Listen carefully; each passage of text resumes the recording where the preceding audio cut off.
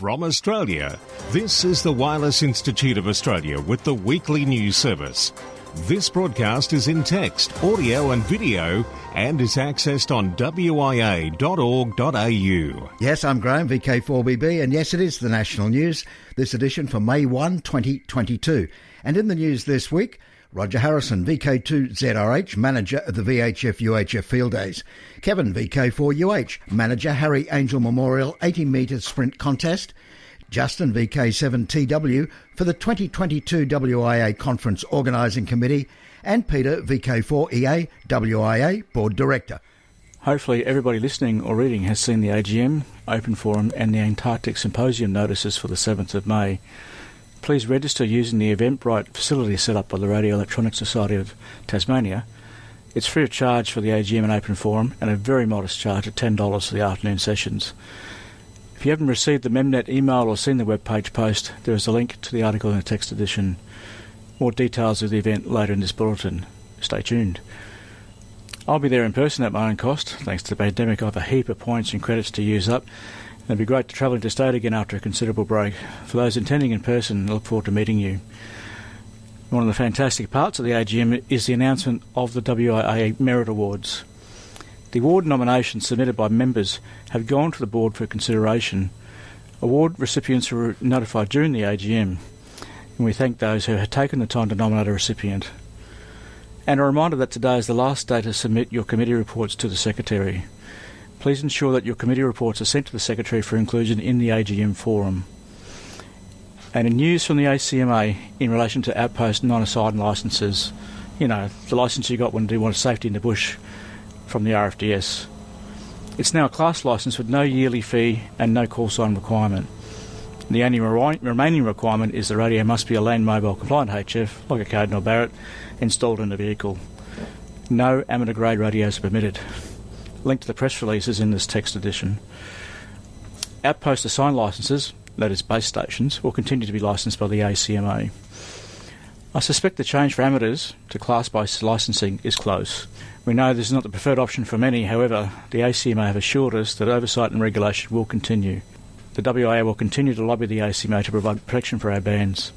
That's it for me for this broadcast. See you in Hobart next weekend. This has been Peter, VK4EA, on behalf of the WIA Board. Antarctic Gateway is the theme of the 2022 WIA Hybrid AGM and Virtual Conference, and registrations are pouring in. It takes place next Saturday, May the 7th, with the AGM kicking off at 10:30 AEST and the virtual conference starting at 1300 AEST.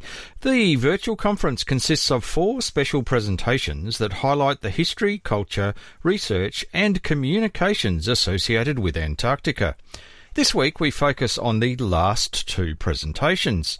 Dr. Andrew Klekachuk is active in the atmospheric studies in the Australian Antarctic Program at the Antarctic Division.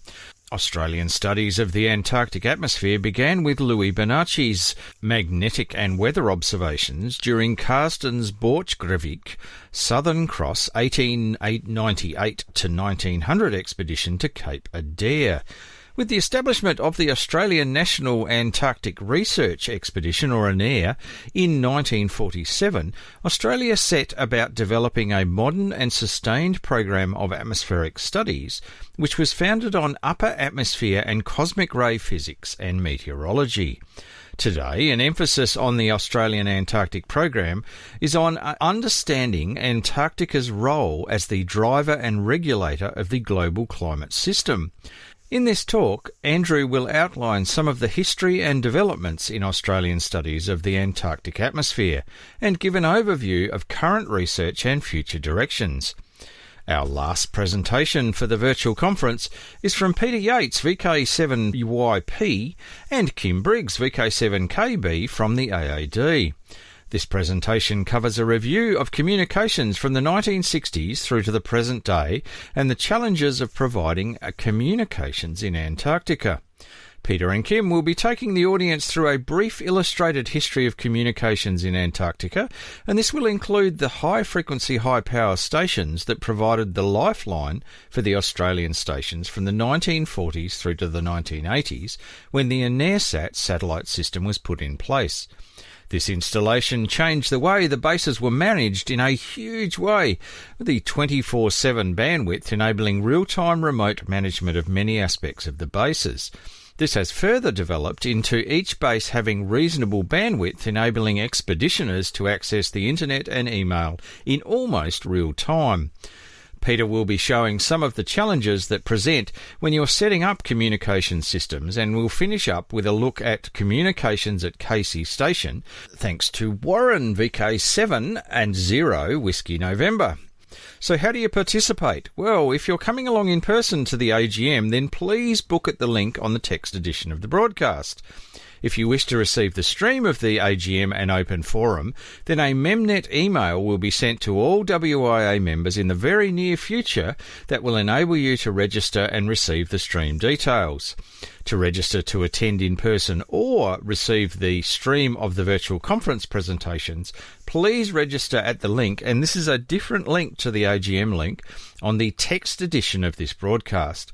There is a small charge of $10 to cover organisational costs for the virtual conference presentations, and for further details, please check out the WIA website or Facebook pages. On behalf of the 2022 Conference Organising Committee, we look forward to seeing you on the stream on May the 7th. 73 from yours truly, Justin, VK7 Tango Whiskey, for the National WIA News. Thanks, Justin. And now, an irregular component of this WIA National News, it's Discussion Point. I'm Robert, VK3 ARM. Apart from having an amateur radio licence and being a member of the WIA, I'm also a radio operator coordinator with another commercial HF radio network. Today I received an email from one of our volunteer radio operators in Queensland who's held an outpost licence for many years used with the Royal Flying Doctor Service. This advises that the class licence will commence on the 31st of May this year. From this date, any person operating an outpost station must comply with the conditions set out in the class licence. Operating an outpost station under the class licence will be free. Station operators will not need an individual licence or to pay any licence application or renewal fees. In this ACMA communication, apart from having no fees, it seems that users are now encouraged to select their own desired call sign, whatever that may be. In part, it states that you will have the flexibility to use any form of station identification, including the operator's name, cell call number, vehicle registration number, physical location, or the call sign issued previously with an individual licence. How long before common CB speak takes over the outpost radio network?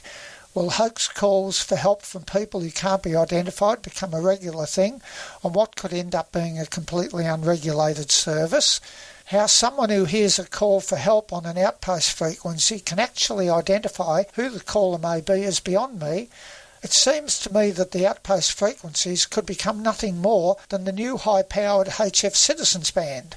This greatly concerns me after reading this ACMA advice, especially that the ACMA seems intent on putting us amateurs onto a class licence. I hope that the people dealing with the ACMA over this proposed change are doing their homework well. Otherwise, this latest change to outpost station licences could be an example of what's ahead of us. I'm Robert, VK3 ARM. This is VK1WIA. All points of contacts from today's news stories are to be found in print when you read the web editions, www.wia.org.au. Now, international news with Jason, VK2LAW. Hello. Commencing news from Region 1, radio amateurs respond to earthquake in Bosnia and Herzegovina. IARU Region 1 Emergency Communications Coordinator Greg Mossop, Golf Zero Delta Uniform Bravo, reports on the amateur radio response to the earthquake that struck Bosnia and Herzegovina April 22nd.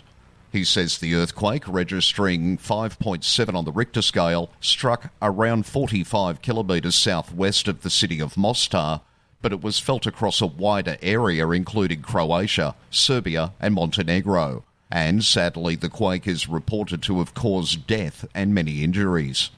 5 minutes after the earthquake, the emergency communications service was activated. Following their plans, 3 teams from local radio clubs were mobilised and established a network using existing VHF repeaters and a portable crossband unit. A digital connection was also established between Sarajevo and Zenica, Echo 70 Alpha Romeo Alpha via WinLink, with situation reports being passed in IARU message format. Because of the risk of aftershocks damaging buildings weakened by the first earthquake, the emergency networks are remaining active until the danger has passed, along with a number of frequencies and repeaters at VHF-UHF. The following HF frequencies will also be in use: 3.612 and 7.125 MHz. 40 MHz news. A little bit of radio history was made on the 21st of April 2022 with the very first contact ever between Ireland and South Africa on the 40 MHz band. Phil, Echo India 9 Kilo Papa, in the west of Ireland, managed to complete two-way contacts with Jan, Zulu Sierra 6 Oscar Bravo in South Africa, on 40.680 MHz, using the FT8 and FT4 modes, a distance of about 9,570 kilometres. Echo India 9 Kilo Papa was using 25 watts to a homebrew 2-element Yagi. Zulu Sierra 6 Oscar Bravo was using in the region of 30 to 50 watts. And wrapping up international news from Region 3, Antarctic ham radio station active for Children's Day May 5.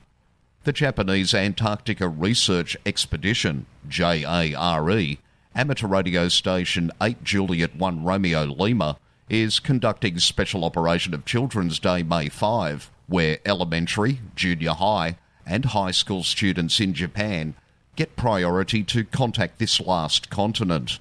In 2022, the 63rd Japan Antarctic Research Expedition at the Saiwa Station plans to operate Special Operation of Children's Day.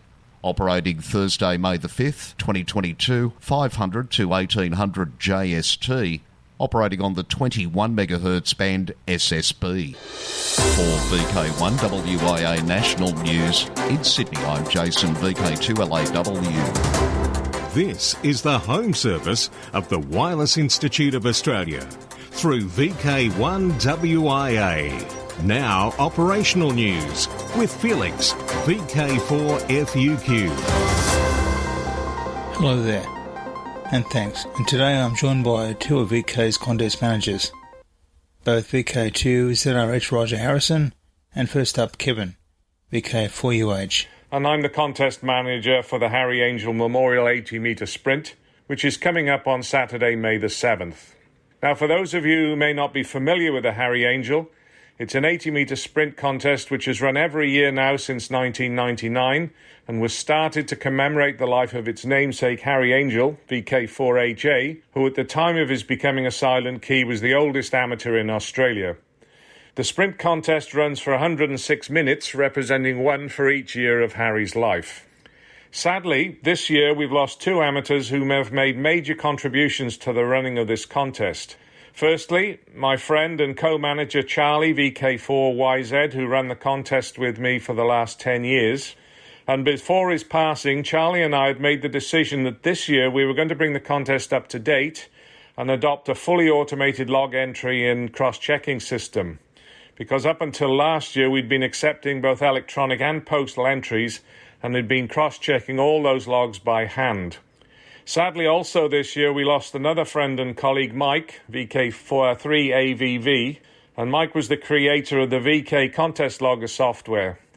And one of its major features was that at the end of the contest, the program itself could email your log entry directly to a WIA contest portal, and then that was all done and dusted. Sadly, since Mike's passing, the future and ongoing support for VKCL is unclear, as is the availability of the contest portal itself at this time. The bottom line then is that for this year at least, it will not be possible to submit your log automatically from within the program itself. Entries to the Harry Angel contest must be emailed to the proper contest email address, otherwise we may well not receive them and your entry would be missed. So to be quite clear, The contest is running this year. It's on May the 7th, and the rules are essentially unchanged from previous years. Now, you can still use VKCL for logging, and it will produce a log file for you in the correct format to submit your entry. What you can't do is submit your log automatically from within VKCL. Now, the program will still encourage you to do that, but please don't. Your entry will not get to us. You'll need to enter your log manually by email to our proper Harry Angel contest address, and full details of this address are on the WIA contest webpage and will be in the printed version of this news broadcast. If you are entering this iconic WIA contest this year, we would encourage everybody to revisit the rules and information found on the WIA contest section. Just look for the Harry Angel page. Thanks, Kevin. And a lot more info from Kevin is in our text edition. And now also in May is the running of the Don Edwards Memorial Slow Morse contest, today starting May 14, concluding May 15. Saturday evening, 14 May, between 6pm and 9pm Eastern Standard Time on 80 metres. Sunday afternoon, 15 May, between 1pm and 4pm Eastern Standard Time on 40 metres.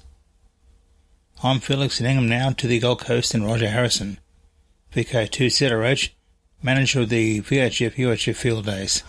By now, I expect that most VHF-UHF contesters will have already heard that Mike, VK3 Alpha Victor Victor, developer of the popular VKCL logging program, passed away in January after a long battle with cancer. Listeners will recall that I published a silent key obituary in the current issue of Amateur Radio magazine, written by Mike's friend, Peter Forbes, VK3 Quebec, India. Mike also compiled contest results for us WIA contest managers using log-checking software he developed for the purpose. Following the sad news of Mike's passing, I made contact with his son to inquire about arrangements to get access to the log-checking software. I recently heard back from him. The situation is that VKCL and Mike's log-checking software cannot be accessed until after probate on his will is determined, as all his computer equipment and software is part of his estate. I will hear from his son in due course. In the meantime, after discussions with a few colleagues, I am arranging to compile and publish a table of log results as lodged, perhaps with a minimal course of sample checking. This will all have to be manual. Fortunately, all logs are in a standard electronic format. Keep a watch on the VHF-UHF contest webpage. As they say in the classics, I will see you further down the log. Thanks, Roger. Now let's slot open our decks window for the month of May. VK90 ABC and Aussie station celebrating 90 years of the national broadcaster and is operating all year. 4X74 and 4Z74 Israel special event. Israel celebrates 74 years of independence this year, and hymns from Israel will be using these special prefixes. Again, they are 4X74 and 4Z74, starting next Thursday, May 5th, until May 11. United States special event. Members of the Scantron-Picarno Amateur Radio Club, Spark, K3CSG, will be active as N3T from Steamtown, Scantron, Pennsylvania, between May 13 and 15, to celebrate National Train Day, May 14. The K3CSG operating schedule will be tentatively 1400 hours UTC to 2100 hours UTC each day. 3A Monaco. Members of Association of Radio Amateurs from Monaco will use the special call sign 3A5M to celebrate the 100th anniversary of the passing of Prince Albert I of Monaco. Activity will take place until May 31st. QSL via the 3A Bureau. For VK1WIA National News, I'm Felix, VK4FUQ in Ingham. This is the home service of the Wireless Institute of Australia through VK1WIA. Now, special interest group news with Bruce, VK3FFF. And a very good day to you. Special interest groups. Art for art's sake. Ham Radio Art Project. ANARD EI4IQB, writing on an Irish forum operated by their national society, IRTS, irts.groups.io, is drawing attention to an art project featuring ham radio. It includes recordings made at EI0MAR. The production of Ham was supported by an Arts Council Agility Award, and it was included as a part of the program for this year's Five Lamps Festival. It had a joint debut broadcast between Near FM and Dublin Digital Radio. Ham is an experimental documentary piece about amateur radio operators based in Dublin. The string parts were played by the Ficino Quartet. It makes for fascinating listening, illuminating many aspects of our hobby, not just for licensed hams, but for a wider public. A full recording of it can now be listened to via the SoundCloud link shown in this week's text edition of WIA National News. Special interest groups ALARA. We are lucky today to be joined on National News by Linda, VK7QP, with news of ALARA Meet 2023. The next ALARA Meet will be held in Hobart in November 2023. It will be 6 years since our last ALARA Meet in Cairns, and we are looking forward to getting together again. ALARA Meet itself will be on Saturday the 4th and Sunday the 5th of November 2023. Registration will be on Friday the 3rd of November, and there'll be some optional tours on Monday the 6th. This seems a long way off at the moment, but it's the height of the tourist season in Hobart, so we have already booked the Old Wool Store as the venue. This hotel is near the waterfront in Hobart, and we have secured good accommodation rates for the event. Some of you may remember that we conducted a survey a few years ago. One of the priorities was to keep registration costs for ALARA Meet low. This remains a priority, especially as costs of travel and accommodation keep increasing. Will you come and join us? We'd like to know so that we can have an idea of numbers before we start planning the programme. A number of younger members have joined ALARA with the introduction of our grants programme, and we hope that some of you will come to Hobart. Let us know so we can plan some events with you in mind. An expressions of interest form is on the ALARA website, or contact me at luther8@bigpond.com. This is not a booking, it's just to help with planning so we can reserve a block of rooms at the Old Wool Store at these competitive rates. Please return the expressions of interest for me by email or send to PO Box 308, Rosney Park, Tasmania 7018 by the 15th of May 2022. The ALARA AGM will be held tomorrow, Monday 2nd of May at 10:30 UTC on the Echolink ALARA conference station and on 3.625 MHz plus or minus QRM. This will be my finale as President of ALARA, a position I've held for 3 years. ALARA is going strong with our grants programme, attracting new members and scouts and guides joining our contest. Now I'm retiring as President, I have time to think about ALARA Meet in Hobart next year. Looking forward to welcoming everybody. 73 is from Linda, VK7QP. Thanks, Linda. Now from ALARA to worldwide special interest groups, 5 MHz. NZ Art 560 licence update. The latest New Zealand Amateur Radio Transmitters Society News Bulletin, Infoline number 450, reports on the current situation as regards 5 MHz 60 metres in the country. It says, Richard ZL2FY, the NZ Art Administration Liaison Officer, has spoken with RSM and is waiting on them to issue a new GURL. Until they do, the status quo continues. If required, the licence will be renewed and they will continue until the GURL is issued. Nothing more can be done as it now sits with RSM. On the 7th of May last year, New Zealand amateurs were granted access to the WRC 15 amateur secondary allocation of 5351.5 to 5366.5 kHz under a temporary 12-month sub-licence due to be reviewed with their regulator RSM with a view to it being permanently added to the New Zealand Amateur GURL. The New Zealand Amateur Radio Licence provided no interference issues had arisen. To date, 271 sub-licences have been issued. Worldwide Special Interest Group MARITIME. Octogenarian radio ham making solo voyage across Pacific. 83-year-old radio amateur Kenichi Hori, JR3JJE, is using ham radio during his solo journey across the Pacific in his yacht, the Suntory Mermaid 3. The Asahi site reports Kenichi Hori, who aims to become the oldest solo voyager to cross the Pacific, passed Hawaii on April 17th, a week ahead of schedule and in apparently good shape and spirit. Amateur radio fans across Japan are often in contact with JR3JJE. Worldwide Special Interest Groups, Radio Amateur Old Timers. And it's on to our man in the West. Hello everyone, this is Clive, VK6CSW, reminding you that tomorrow is the first Monday of the month, time for the Radio Amateurs Old Timers Club of Australia's May Bulletin to go to air. This month, as well as the latest club news, Ron, VK3AFW, will talk about weak signal work using a computer.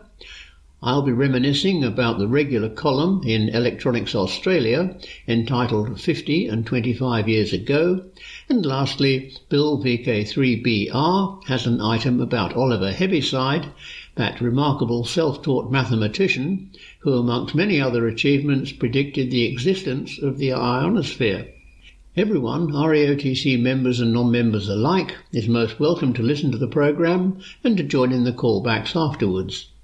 Full details of all transmissions, times and modes can be found on the RAOTC website, or just Google RAOTC broadcasts. If none of the transmission times suit you, you can download the audio file at any time from today from the website. Members and friends of the RAOTC in Perth are reminded that the next lunchtime meeting at the Bayswater Hotel is on Tuesday, May the 10th. 7-3 from Clive, VK6CSW. Now, Worldwide Special Interest Groups, Radio Scouting. Turkey's radio amateurs promote the hobby to scouts. The Aydin branch of the Turkish Radio Amateurs Association attended the weekend camp at the Scout House of the Campfire Scouting and Sports Club in Şarnali neighbourhood to explain all about amateur radio. TRAC Aydin branch members explained what amateur radio is, what activities amateur radio operators can engage in, the working tools and working methods required by this hobby, why amateur radio operators are needed in emergencies and disasters, and the importance of communication in search and rescue. In addition, information about the exam and certification processes of the amateur radio operator licence was also given. The young scouts learned how to communicate via hand and mobile radios, radio to radio or relay. Over digital radio, the young scouts met with the president of the Turkish Scout Federation and provided local interviews with the operators of the TRAC or TRAC Aydin branch with analogue radios. The practical training shown alongside the theory at the club, which houses scouts from many age groups, has aroused excitement among young scouts. I'm Bruce, VK3FFF in sunny Bendigo. On the social scene, VK3 Moorabbin Hamfest happens 10 a.m. May 14. In VK2, the Oxley Region Amateur Radio Club's Field Day, June 11 and 12. And in VK5, the Australian Fox Hunting Championship and the Surg Convention. This is John, VK5 DJ for the Surg Convention Organising Committee. The Australian Fox Hunting Championship is scheduled for the Queen's Birthday weekend on Saturday and Sunday, June 11th and 12th. Andrew, VK5KET, is our fox hunting coordinator, and he is planning to challenge the hounds as much as possible in the pine forests and surrounds of Mount Gambier. We're breaking with tradition and holding the Scout Hall activities on the Sunday only. All the usual goodies such as door prize, trading tables, lunch offerings on Friday, homebrew competition, presentations for the hunters, talks, and then the traditional three-course dinner to polish off the championship. On Sunday, the doors will open for traders to set up at 8:30 a.m. and for general public entry at 9:30 a.m. All details are available on the Surge website. And thanks for that, and thank you for listening to WIA National News. I'm Graham, VK1WIA. Walk softly. From Australia, this has been the Wireless Institute of Australia with the weekly news service. This broadcast is in text, audio and video and is accessed on wia.org.au. Courtesy of Bevan, VK5BD's ATV and YouTube channel, this has been WIA National News. We're back now, live and local, and your voice, your callbacks. And don't forget, tick like.